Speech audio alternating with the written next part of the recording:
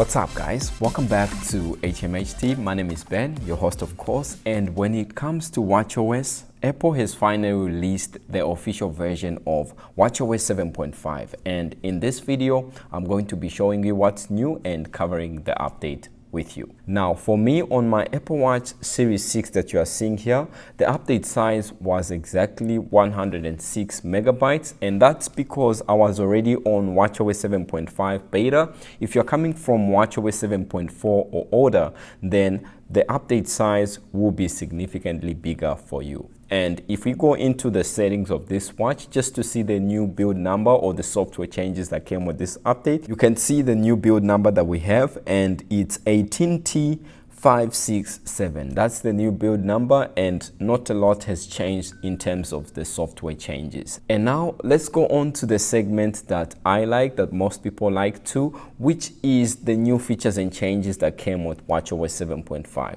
The first one that you see after updating, if you go to your Apple Watch or to your watch face, you'll be able to see that we have two new watch faces which are pride woven. You can select the rectangular one or the circular one.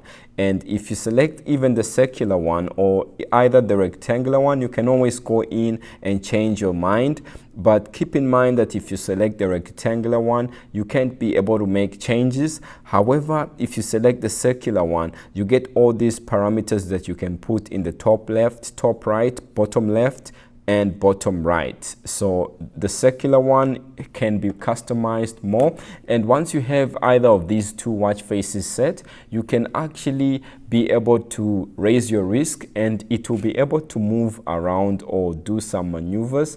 Or if you spin your crown, you can actually be able to see different facets and what this watch face does. These two new watch faces are sort of complementary to the new watch bands that Apple has released on its website, and if you'd like to grab those watch bands, feel free to go on Apple's website as they are available, and you can have a matching pair with your watch face should you wish to. Now that's the first new change, and the second change that came with this update that I would like to highlight has to do with the podcast app. So within the podcast app, you now have access to subscription content, and you can choose monthly subscriptions or yearly subscription. Now I did check on my Apple ID to see whether Apple was going to add this to the Apple One bundle. However, as of yet, at the time I'm recording this video, it's still like an independent subscription that you're going to carry out. Perhaps in the near future, Apple might add this to like a bundle, and if you use Apple Pay and you have the Apple credit card,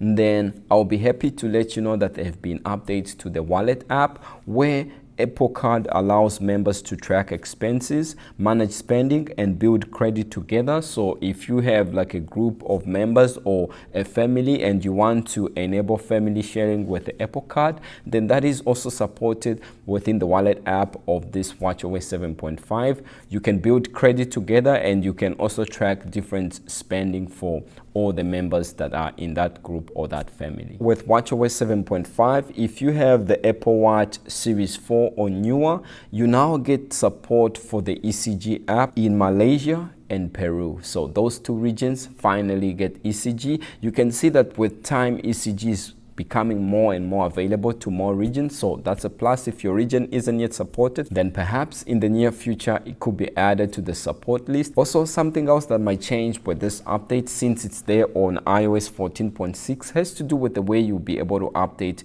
your Apple Watch perhaps in the near future, since it's now there on the iPhone. So if you have like a public beta profile or a developer beta profile, you can actually be able to choose which update you want to update to. So for example, if you're on watchOS 7.4, then watchOS 7.5 comes out, and also at the same time watchOS 7.6 comes out, like beta 1, you can choose which update you want to update to without having to remove the developer profile. This is on iOS, and it's perhaps going to come in the near future when it comes to watchOS. Going back to Malaysia and Peru, since ECG is supported in those regions, you now get support for irregular heart rate rhythm notification since ECG is available. So more health updates for Malaysia and Peru. Once again, if your region is not supported, then perhaps in the near future, when it all corresponds to the health authorities and so on,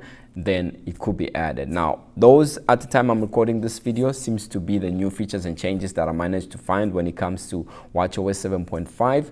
And in terms of battery performance, since the first beta of watchOS 7.5, my battery was actually on 96%, the maximum health capacity. But as you can see here, if we go to the battery section there, you can see that the battery health is now on 95. So it took about, I think, 3 betas or 4 betas for watchOS 7.5, and through those betas, I lost 1% for my battery health or my maximum health capacity. Other than that, battery-wise, this watchOS 7.5 has been okay for me. Not much of a difference from watchOS 7.4.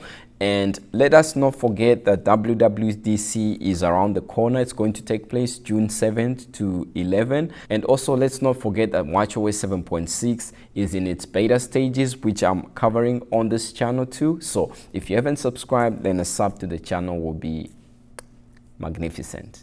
Stay safe, guys, and I'll see you in the next video very soon. Peace.